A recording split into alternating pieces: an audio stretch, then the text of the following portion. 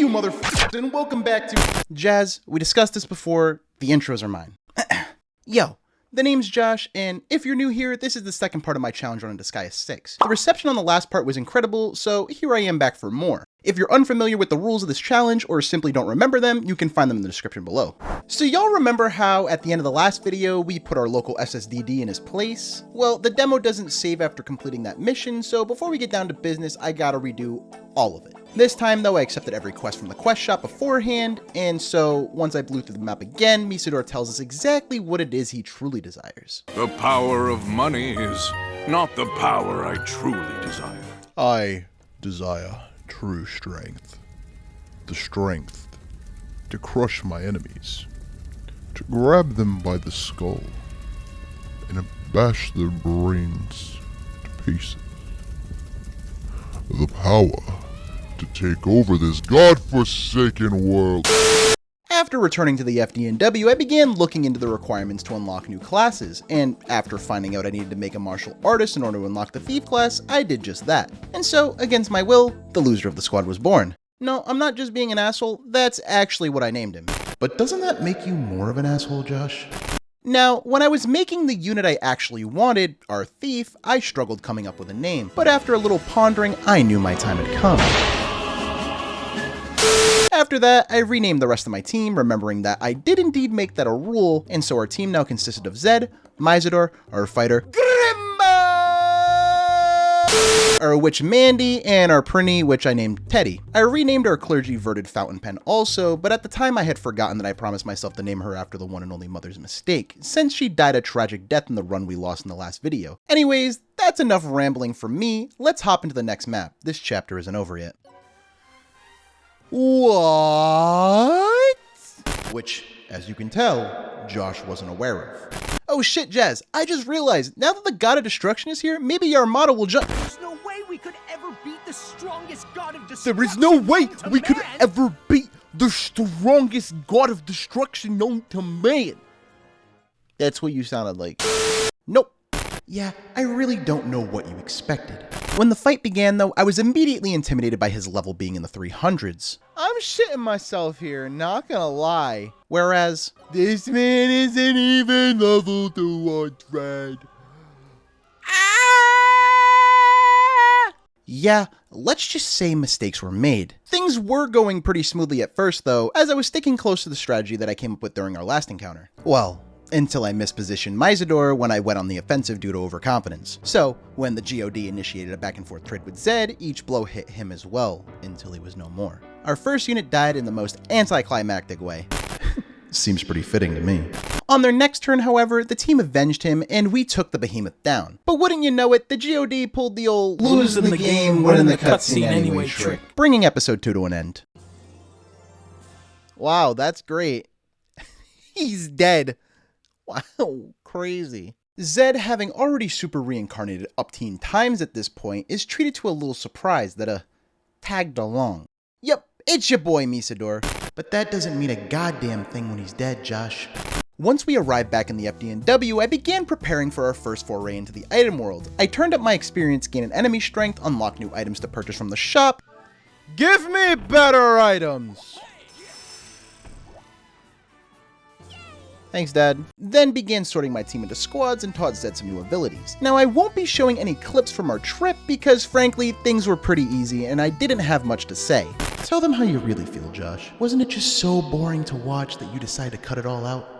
Sometimes I really wish I wasn't stuck having to deal with you. Anyways, once we were ready, I headed into the legendary weapon that Teddy was equipped with, turned off all animations, and began the grind. Things went more than smoothly, with my entire team being able to one-shot any enemy on the map, all the way up to the first item general. I purchased the legendary gun for Lupini in the Innocent shop after that, and continued onwards. Although your onwards only lasted 2 more floors because you thought it would be smart to talk to an NPC on a mystery floor. Twice.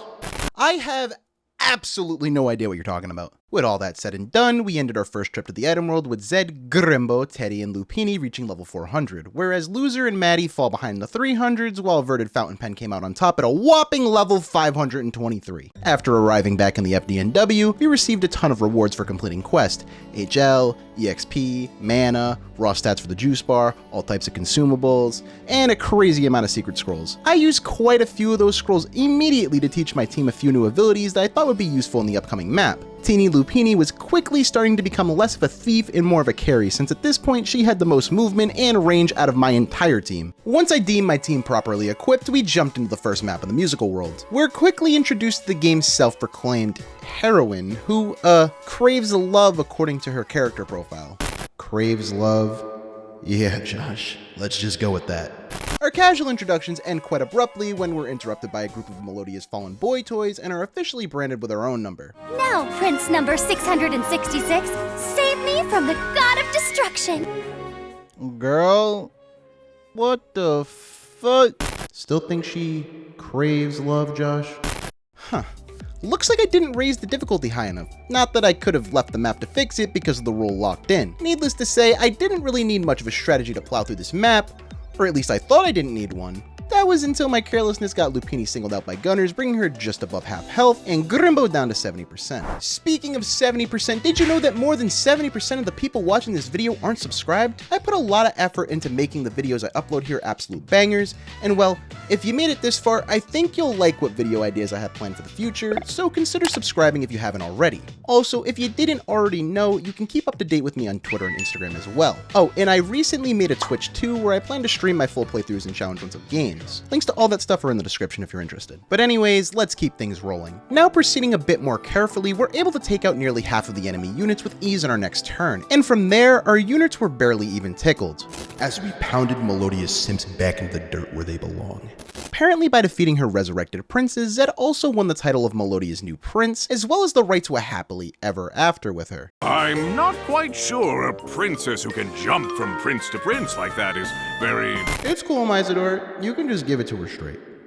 She's a hoe. It's only normal for a prince and princess to fall in love at first sight and immediately get married.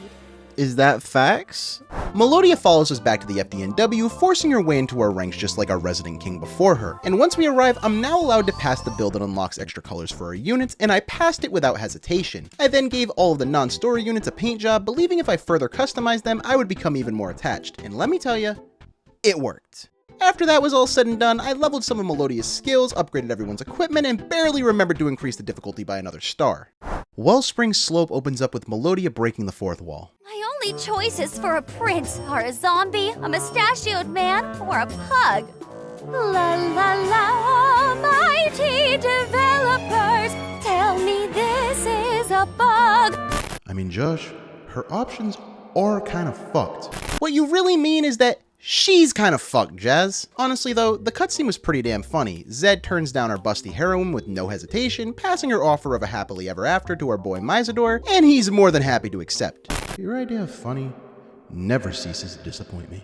On our opening turn, we proceed with our usual strategy of buffing the tanks in front so they can safely bait out enemies in order for us to take them out our next turn with our back line. But this time, we weren't so safe because a zombie dealt some pretty serious damage to Loser, Lupini, and Melodia. It occurred to me at that moment that the difficulty scaling in this run is going to be no fucking joke. I immediately retaliated, taking out the zombie that pierced the back line. Your heroine arrives.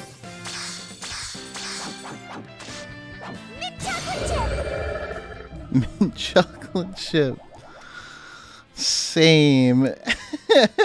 I then took the enemies a bit more seriously from there on out, proceeding slowly and precisely so as not to expose myself a second time. Things go smoothly, and after quite a few turns, Melodia finishes off the final mage, completing the map. When we were in the FDNW between maps, I sorted through some new secret scrolls that I got from some quests, teaching some new abilities to the girls in the process. Other than that though, I didn't do much before jumping into the third map.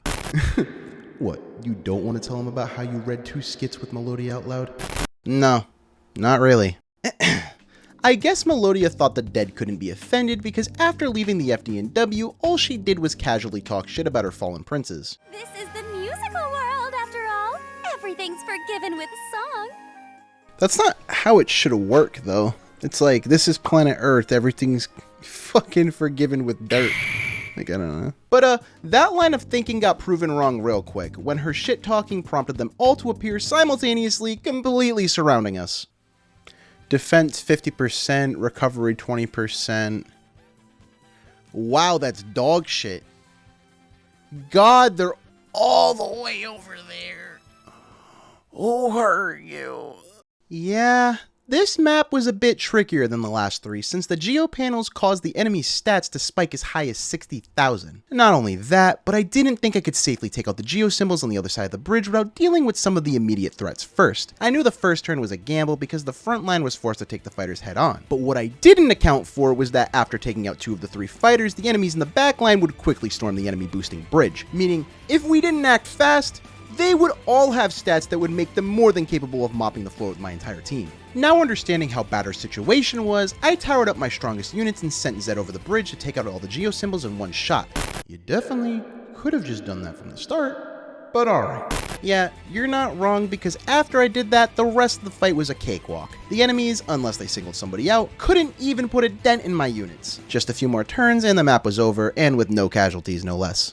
With all of her spiteful princes defeated once more, Melodia begins dwelling on her past, or more specifically her dream. As much as me and J.A.Z.Z have poked fun at her phrasing of a happily ever after, that's truly all she wants. She wants a life straight out of a fairy tale, the one where she gets to marry her Prince Charming and live a life of luxury most could only dream of. And while it's not the most humble or heartwarming desire, it does give the player more perspective and makes her character a lot more three-dimensional. And just as I did, Zed acknowledges this, attempting to spark the flame of rebellion inside of her to fight against what seemed destined to be her fate. But unsurprisingly, she takes him as a complete joke. What proof do you... Proof? I ain't got none. But I will take it down. That's all you need is the drive, baby girl. You do understand that doesn't explain anything. All you need is the drive, baby girl.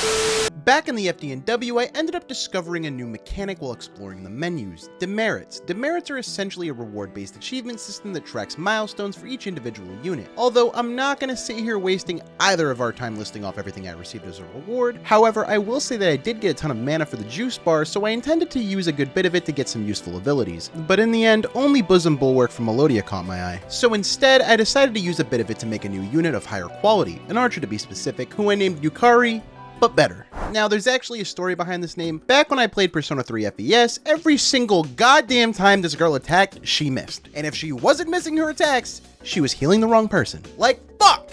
The amount of time she cost me fights before I just permanently switched her out of my party was absolutely ridiculous.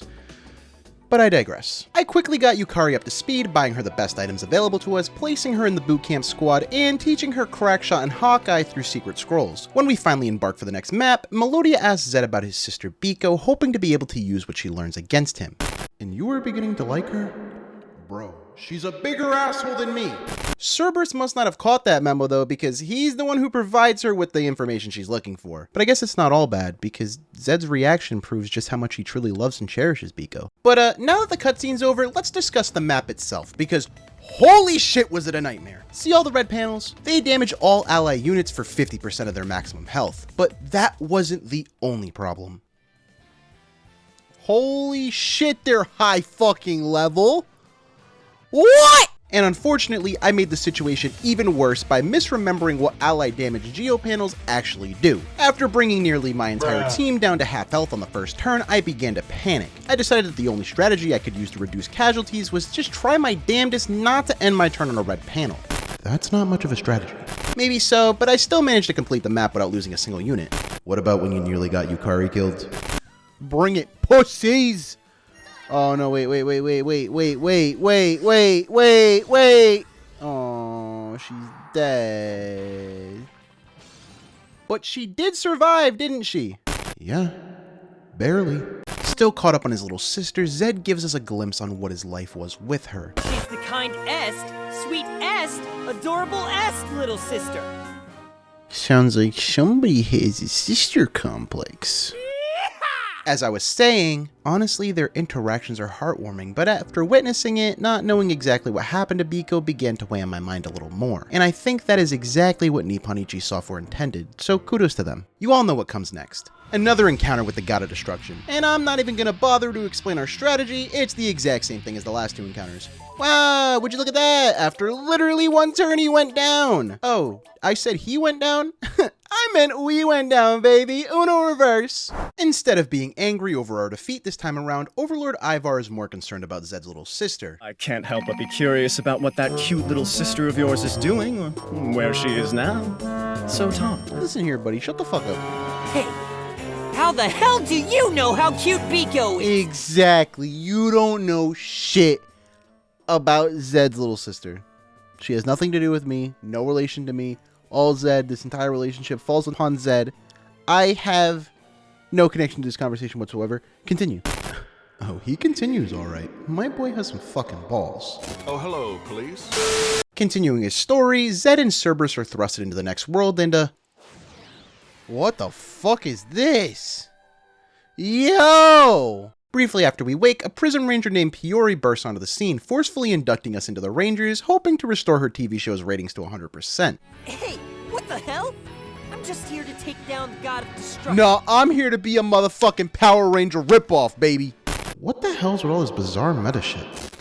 I don't know, man, but it's kind of funny. With Piori now accompanying us, when we arrived back in the FDNW, I began preparing for our next trip to the item world. My first order of business was making a new unit, and this episode I chose to make a gunner. I named the gunner Clifford as a reference to my favorite character in Atelier Ryza. If you haven't played that game, you should. Then began upgrading everyone's equipment. And while I was at it, I also leveled up a few of my unit's skills since we could definitely use the extra damage. With my team now properly equipped, I raised my experience gain again and re-entered the now level 12 sword. The enemies are a little tougher this time, and by a little tougher I mean I couldn't one-shot every unit on the map with any unit I brought out of the base panel. Yeah. We quickly blasted our way through to floor 31, obliterating the second item general and item king that stood in our way. And in the process, we secured a sweet gun for Clifford and a much better bow for Yukari. Plus, the team came out no lower than level 700, aside from Clifford, of course. So, time well spent. Before jumping into the first map of episode 4, I quickly taught my team, mostly Piori, some new abilities, equipped Zed with the now level 32 Mysterious Blade, and raised the difficulty to 6 stars. Now, before I get into it, I just want to note that everything coming up was all recorded on stream with some of my friends. I figured including them every once in a while would be fun, but let me know what y'all think in the comments. On to the research facility. We begin the fight by stacking Grimbo, Zed, and Lupini, ultimately sending Lupini up top to take out the enemy boost geo symbol. After that, the plan was just to slowly chip through the enemies as we moved forward across the bridge. The catch is that, now that we're in episode 4, we're starting to encounter ninjas. Fuck my life! Oh. And this is the map where we encounter our first instance of reinforcements, which will quickly become the bane of my entire existence. Thankfully though, because my units were so strong, the map ended up being a complete joke. The only joke here is your performance in the rest of the video. Yeah, thanks for giving him heads up. Zed's warped way of thinking was beginning to influence those around him, the innocent ideology that keeps him going on his quest to defeat the God of Destruction, corrupting Piori. His words resonated with her, sending her spiraling down the road of carnage with the rest of our protagonists. Spiraling? Bruh. She goes from 0 to 100 real quick. Before hopping into the second map, I learned a little more about the structure of the TV world from a skip between Zed and Piori. Whether or not this world can continue to exist depends on our viewer ratings. That's like a really weird way for like a universe to like kind of exist. Like a TV, like, you know, like kind of like the isekai thing, right? Yeah. Imagine like being isekai like to a TV show, but the TV show will, like the world will only survive if the TV show stays on air. It's like, yo, if it's not on TV anymore, though, everybody just kind of dies. Holy moly. It's really morbid. As Zed and company continue to be dragged around by Piori, having been forcefully recruited into her Neo-Prism Rangers, something of utmost importance suddenly came to my mind. How is her dress even, like, staying on? Like, at all? Glue? Super glue? Yeah. I could see that. Maybe like staples? Like a fucking safety pin? I don't know. Utmost importance, my ass, you were just being horny. Here's where things really begin to pick up. This map was hell. There are 3 enemy spawners, one that only spawns prinnies, while the other 2 spawn thieves and ninjas. And there are 3 geo symbols near each spawner that can be thrown onto the geo panels in the middle to increase our team's survivability. Yeah, it's essentially an arena. I deemed the risk too great to try to go get the geo symbols near the thief/ninja spawners, so the only buff my team was treated to was a defense up by 50%. The strategy was to put our tankiest units at the 2 openings of the arena, while Zed took care of the printing spawner single-handedly. With our tankiest units taking the brunt of the enemy, it would leave an opening for the backline to pick them off one at a time, because one of the things my team was sorely lacking was AoE abilities.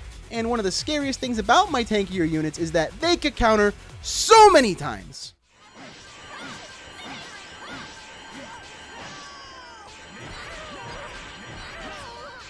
What the fuck? What is happening right now? Dog, please! Stop countering! Ah! Despite saying all that though, things went well. Until a split-second decision got Piori killed. Tempted by the line of enemies in front of me, I used Piori's Prism Accelerator for the first time. Unbeknownst to me, this would move her off of the defense geo panel and right in the line of sight of a ninja that had just spawned. Alright, you can mess with him all day, but just don't touch the homie. What?! But Loser quickly stepped up, taking Piori's place guarding the squishier units. Thankfully, Piori hung in there until all the spawners stopped working, making cleanup duty a whole lot easier. You will be missed. Even though Josh couldn't let you survive more than 2 maps. Continuing on to the control room, the team was now fixated on absolute power, believing only with it could they beat the God of Destruction. So, Piori suggests that they steal what's essentially an atom bomb from the world's evil organization. This is nothing like the Power Rangers, Josh. Tell me about it. Remember how the last map was a disaster? Well, the enemies jumped another 200 levels, so that's neat. The map starts off pretty easy, with me just fucking around with my friends. Listen, it's Bebon Citron, baby. Baby! That really deep. That really baby. You can't, don't forget, don't drop the It's important. Are you okay, Adam? Sorry, I was just, stretching something out. Stretch you out. Oh, yes. Most of the enemies were fairly weak if not hard to hit, but that changed pretty fast. Once 4 of the original 8 enemies were defeated, the first wave of reinforcements spawned. Note how I said first? Because once the other 4 were defeated, there was a second wave. And this one contained some fucking ninjas. Ninjas with speed stats towering over 80,000. If I bring him up here, this is dangerous business. But he could assassinate him if he hits. Well, that's a dangerous mission. And that's when it happened. Teddy was singled out by the same ninjas I was afraid would kill Loser and was bombarded with 3 Fuma shurikens back to back, dying in the process. Which I really wasn't too sad about. What? Come on guys, it's a printy. Watching you play this is very painful, I'm not gonna lie. After experiencing our 3rd death in this video alone, I began moving units a lot more carefully, reacting to any issues as they came up. Apparently not carefully enough, because you nearly got Clifford killed too. Oh, I ended turn. I didn't even give myself a chance to move characters. Oh no. Oh no! Is he dead? Is he dead? Oh, thank God. Oh my good Lord!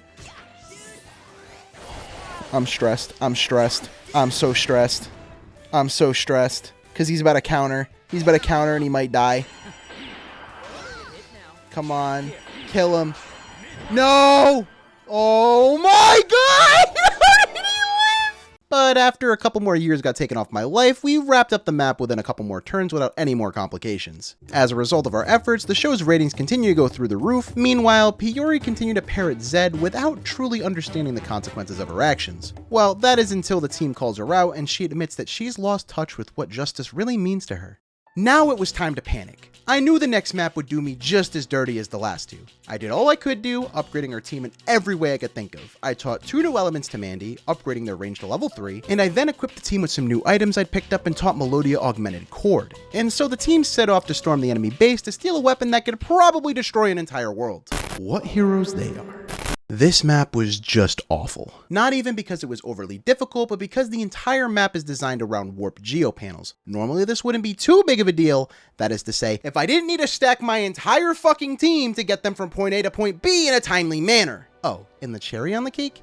Yeah, the enemy's levels went up another 100 or so. So we're even more underpowered than we were on the last map. Despite all that though, the map would have been pretty easy if not slow, but apparently I'm not a patient person because the further I got into the map, the more mistakes I made, starting with separating Grimbo from the tower in order to take out a ninja on the second platform. Yeah, that nearly costed Grimbo his life when he got into a counter-off with the fucking guy. These units are gonna be the death of my entire team, I swear.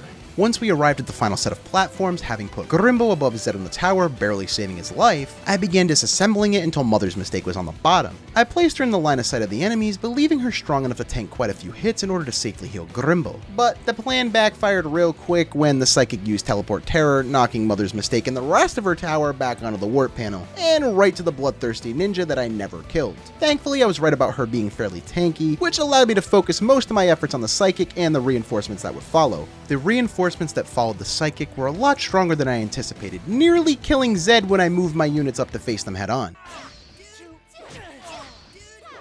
Zed! Oh my god! Oh! Jesus Christ. And too traumatized by nearly losing my strongest unit and main character, I didn't realize at the time that Loser died in that very exchange. I had mispositioned him that turn, not accounting for the archer's support attacks as well as their damage scaling. However, once we got Zed out of the danger zone, the rest of the fight was smooth sailing. For real this time. Fucking hell, 4 units? After the team's display of violent tendencies, even the evil underling begins questioning Piori's morals, disappointed that she strayed from the path of justice that her brother believed in. But that don't matter because we better blow up a god. And he went down in one turn yet again. Who would have fucking thought? Piori activates the secret weapon, blowing the god of destruction to pieces. Ha! Yeah, right. Wait, did y'all actually think I was serious? Of course the god of destruction survived the blast and then proceeded to kill Zed for the zillionth time. How else would the story continue?